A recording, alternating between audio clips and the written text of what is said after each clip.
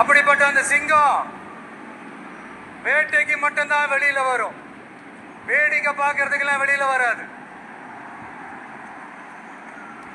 வேட்டையில கூட உயிரோடு இருக்கிற மிருகங்களை தான் வேட்டையாடும். அதுலயும் பெரும்பாலும் தன்னை விட பெரிய சைஸ் உள்ள மிருகங்களை தான் குறி வச்சு தாக்கும், ஜெயிக்கும்.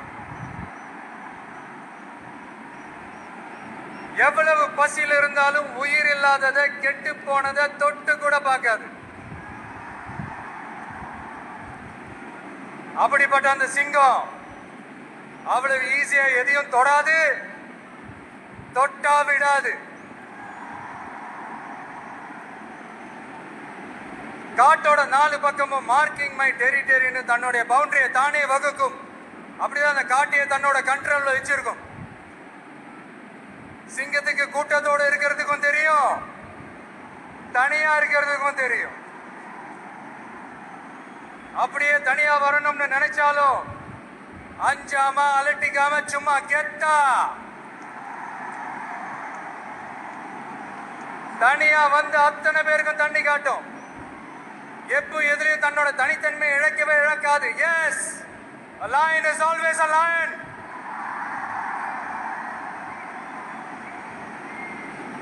There are so many jackals and other animals in the forest, but there will be only one lion. And even if it is single, it will be the king of jungle. It is not only a description but also a clear declaration. சிங்கத்தை பத்தி பேசிட்டு நம்ம சிங்க குட்டிகளையும் சிங்க பெண்களையும் பத்தி நம்ம பேசாம இருக்க முடியுமா? அவங்களை எப்படி நான் மறப்பேன்? அவங்க தான் என்னுடைய உயிராச்சு, என் நெஞ்சில் குடியிருக்கும்.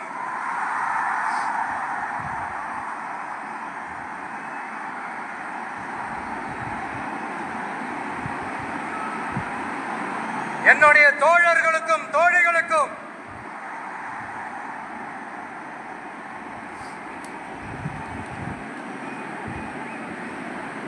நேர்ல வர முடியாத சூழல்ல வீட்டுல இருந்துகிட்டே நம்மளுடைய இந்த மாநாட்டுல நேரலை வாயிலாக கலந்துகிட்டு இருக்கிற என்னுடைய அம்மாக்கள், அக்கா தங்கைகள், அண்ணன் தம்பிகள், நண்பர்கள் அனைவருக்கும் என்னோட உயிர் வணக்கம். என்னோட உயிர் வணக்கம், என்னோட உயிர் வணக்கம்.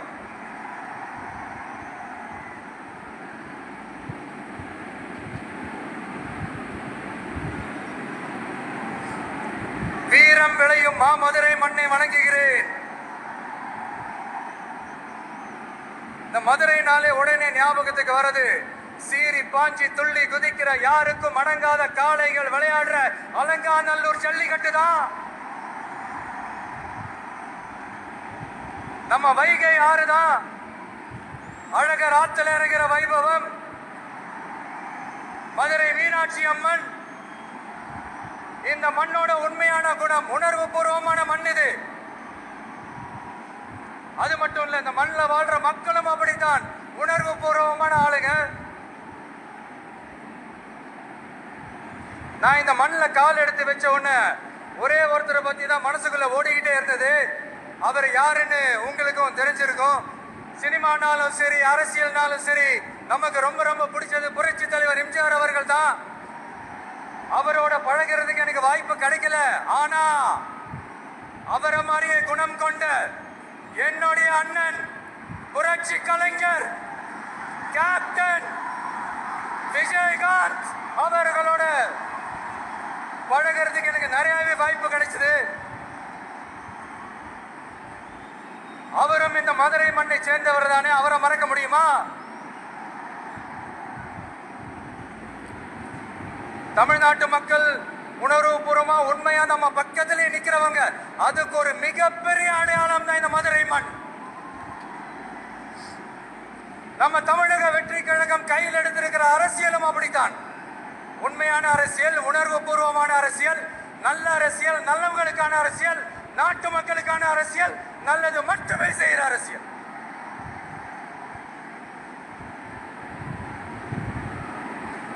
இதோ நம்மளுடைய இந்த 2வது மாநில மாநாடு வாகை சூடும் வரலாறு திரும்புகிறது. அப்படி இந்த மாநாட்டுக்கு பேர் வச்சிருக்கிறோம் 1967லயும் 1977லயும் நம்ம தமிழக அரசியல் ஒரு மிகப்பெரிய ஆட்சி அதிகார மாற்றங்கள் ஒண்ணு நடந்துச்சு இல்லையா? அதே மாதிரிதான் அடுத்த வருஷம் 2026ல அப்படி ஒரு வரலாறு திரும்ப போகுதுன்னு உறுதியா சொல்றதுக்கான மாநாடு தான் நம்மளோட இந்த 2வது மாநில மாநாடு. விக்கிரவாண்டி விசாலையில நம்மளுடைய ஃபர்ஸ்ட் மாநாடு நடத்துறோம், வெற்றி கொள்கை திருவிழா. அதுக்கப்புறமே நீங்க பார்த்திருப்பீங்க தமிழக அரசியல் அந்த தட்ப வெப்பத்தையே மாத்திடுச்சு. நமக்கு எதிராக எத்தனை குரல்கள். ஆனா உங்களுக்கு தான் நம்மளை பத்தி நல்லா தெரியுமே, எந்த குரலையும் காதலையே போட்டுக்காம மக்களோட குரலை மட்டுமே கேட்டுக்கிட்டு நமக்கு எதிராக मिस्टर कुमार शुगर कंट्रोल है अच्छे तो है डॉक्टर बार बार खिदे पाए வாழும் ஒவ்வொரு தமிழ் வீட்டிலிருந்தும் எழும் குரல். இந்த சினிமா என்கிற மாபெரும் கலை ஆயுதத்தின் வாயிலாக சாதி மதம் இனம் பாலினம் மொழி கடந்து இந்த நாட்டின் மூளை முடுக்கெங்கும் ரசிகர்களாக இருந்து தோழர்களாக நம்மோடு பயணிக்க துவங்கியுள்ள அனைவரோடும் இணைந்து ஒவ்வொரு மனிதருக்காக ஒழிக்கிற உரிமை குரல். மாநில உரிமைக்காக, பெண் உரிமைக்காக, சமூக நீதிக்காக, சமநீதிக்காக, மதச்சார்பின்மைக்காக உண்மையா ஒழிக்கிற குரல். அதனால இந்த குரலுக்கு எதிரா இன்னும் இன்னும் எத்தனை எத்தனை குரல்கள் வந்தாலும் ஓங்கி ஒழிக்குமே தவிர ஒரு நாளும் ஓயவே ஓயாது. Yes, it is an unstoppable voice, an unstoppable force.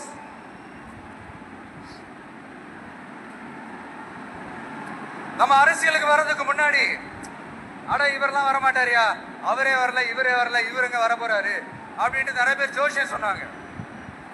அப்புறம் நம்ம கட்சியினுடைய பேர் அறிவிச்சதுக்கு அப்புறம் பேரை தானே அறிவிச்சிருக்கிறாரு, மக்கள் கிட்ட பேர் வாங்கணும்ல, அதெல்லாம் முடியாதுன்னாங்க. அப்புறம் ரொம்ப முக்கியமா மாநாடுலாம் எவ்வளவு பெரிய விஷயம், அதெல்லாம் இவர் ஒத்தால எப்படி பண்ண முடியும், சும்மா பக்கத்தில் புசியானதை வச்சுக்கிட்டு மாநாடுல எப்படி நடத்தி காட்ட முடியும், அதெல்லாம் அவங்களால முடியாது. அப்புறம் மழை பெஞ்சு எல்லாத்தையும் கெடுத்துரும். ஏன் என் கூட இருக்கிறவங்களே கூட தான் சொன்னாங்க. அதுக்கப்புறம் என்ன நடந்துச்சுன்னு உங்க எல்லாருக்குமே தெரியும். இப்ப புதுசா ஒன்று சொல்ல ஆரம்பிச்சிருக்கிறாங்க. அது என்னடானா, ஆட்சியை பிடிக்கிறதெல்லாம் அவ்வளவு ஈஸி இல்லை இல்லையா. இப்ப அதெல்லாம் விட்டாங்க, இப்ப இங்க வந்துட்டாங்க. இவர் நேரா ஷூட்டிங்ல இருந்து வருவாராம், வந்து ஆட்சியை பிடிப்பாராம். அது எப்படி இவராலே முடியும், அவராலேயே முடியல, இவராலேயே முடியல, அவருக்கு அத்தனை வருஷம் ஆச்சு, இவராலே எப்படி முடியும்ட்டு ஒரு பக்கம். இன்னொரு பக்கம் கூட்டம் எல்லாம் ஓகே தான், அது எப்படி ஓட்டா மாறும் அப்படின்றது இன்னொரு பக்கம். இப்படி கதை, திரைக்கதை, வசனம், இயக்கம், பாடல்கள்,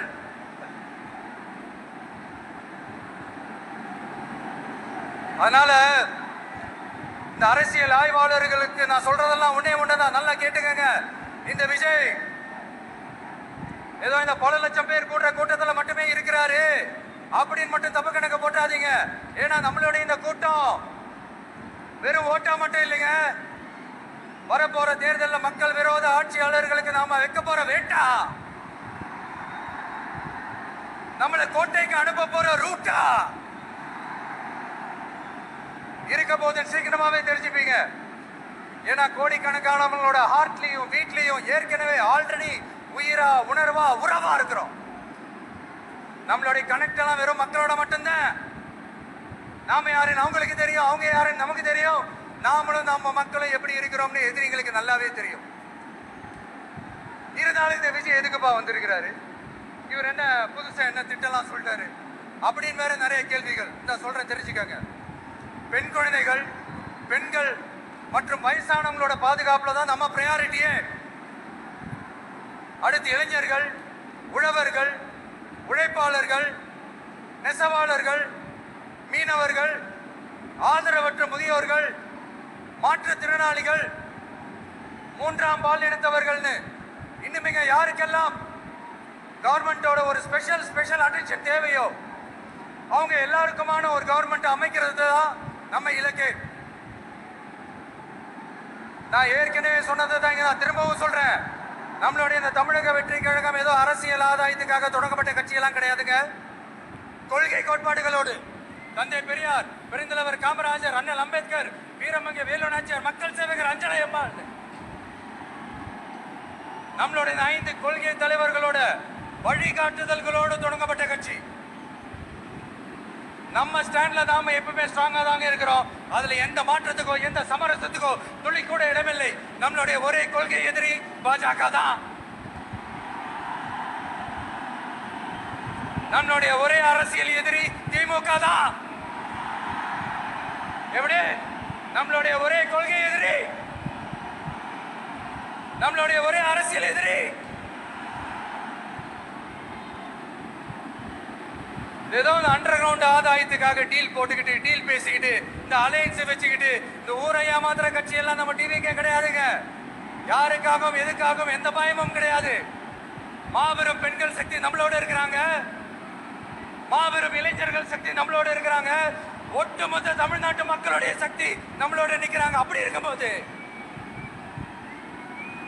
இந்தியாவில் இருக்கிற எல்லா ஸ்டேட்லயும் வாழ்ற நம்ம தமிழ் நெஞ்சுகள் மட்டும் இல்ல, உலகம் பூரா 100க்கும் மேலான நாடுகள்ல வாழ்ற நம்ம தாய் தமிழ் உறவுகள் எல்லாருமே என்ன விஜய் தளபதி விஜய் இல்லனா விஜய் தளபதி இப்படி சொந்தம் கொண்டாடுற கோடிக்கணக்கானவங்களோட அன்பு மாசியும் நம்மளோட இருக்கும் போது, இவங்க எல்லாருமே நம்மளோட நிற்கும் போது எதுக்குங்க இந்த பாசிச பாஜகவோட நேரடி கூட்டணியோ இல்ல மறைமுக கூட்டணியோன்னு உறவு வச்சுக்க? நாம என்ன உலகமாக ஊழல் கட்சி என்ன? நீங்களும் யூடியூப் சேனல் ஆரம்பிக்கணும் தானே பாக்குறீங்க?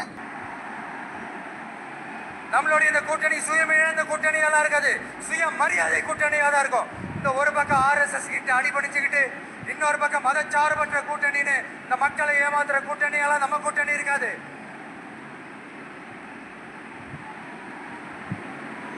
நான் இப்பவும் சொல்றேன், நம்மளை நம்பி வர்றவங்களுக்கு ஆட்சியிலும் அதிகாரத்திலும் உறுதியாக பங்களிப்பு செய்யப்படும். உடனே இந்த கேள்விகள்லாம் வரும். அப்ப யாரு கூட்டணி, யாரு வரா, யாரு போறா, இந்த கேள்விகள்லாம் வரும். இந்த கேள்விகளுக்கெல்லாம் ஒரே ஒரு பதில் தான், சஸ்பென்ஸ்ல சஞ்சாரம் செய்யுங்க.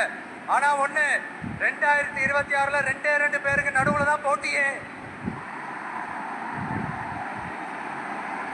ஒன்னு டிவிகே, இன்னொன்னு டிஎம்கே. இந்த போட்டி எப்படி இருக்க போதுன்னா, இந்த அலையன்ஸை வச்சு எப்படியாவது நம்ம தப்பிச்சிடலாம். என்ன இந்த பழைய இந்த மேத்தமேட்டிக்ஸ் அரித்மேட்டிக்ஸ் இதெல்லாம் வச்சு எப்படியாவது நம்ம தப்பிச்சிடலாம் அப்படின்னு நினைக்கிறவங்களோட அந்த கனவு ஒரு நாளும் மெய்ப்படாது. சரி, இப்ப நம்ம வேற ஒரு ஏரியாவுக்கு ஒன்று வருவோம். எதிர்காலம் வரும், என் கடமை வரும், இந்த கூட்டத்தின் ஆட்டத்தை ஒழிப்பேன்.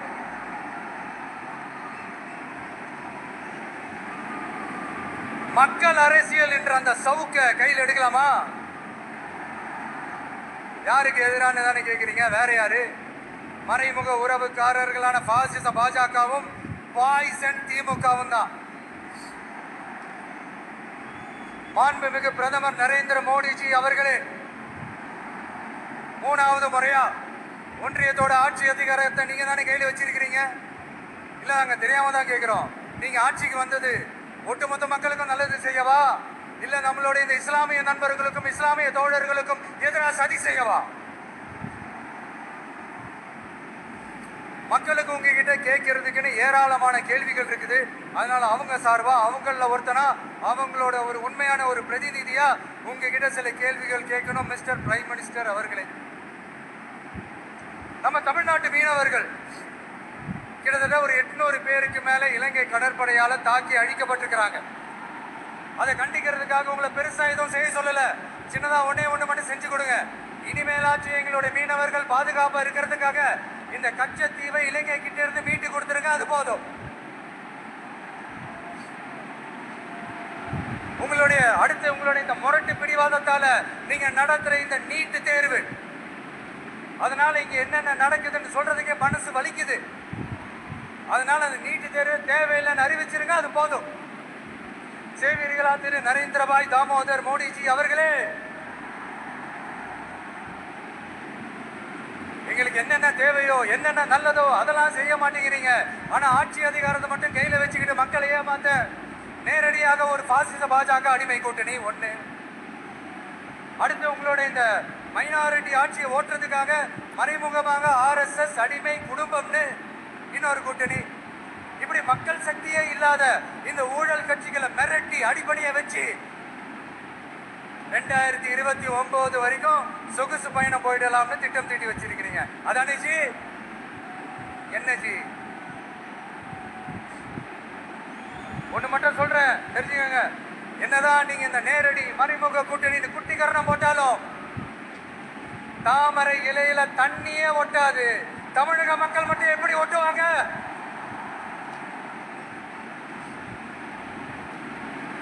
இங்க ஒரு MP சீட்டு கூட தரலன்றதுக்காக தமிழ்நாட்டுக்கும் தமிழ்நாட்டு மக்களுக்கும் எதுவுமே செய்யாம ஓரவஞ்சனை செய்யுது இந்த ஒன்றிய பாஜக அரசு. சங்கம் வச்சு தமிழ் வளர்த்த மண் இந்த மதுரை மண். அதனால இங்க அந்த கீழடியில கிடைச்ச ஆதாரங்களை எல்லாம் மறைச்சிட்டு எங்க நாகரிகத்தையும் எங்க வரலாறையும் அழிக்கிறதுக்காக உள்ளடி வேலை செய்யலாம்னு நினைக்கிறீங்க. தமிழ்நாட்டை தொட்ட என்ன நடக்கும் நீங்க பல உதாரணங்கள் இருக்குது. அதனால இதையெல்லாம் மறைச்சிட்டு எங்க மக்களை ஏமாத்திடலாம்னு மட்டும் நினைக்காதீங்க. மத நல்லிணக்கத்திற்கு பெயர் பெற்ற இந்த மதுரை மண்ணிலிருந்து சொல்றேன், உங்க என்ன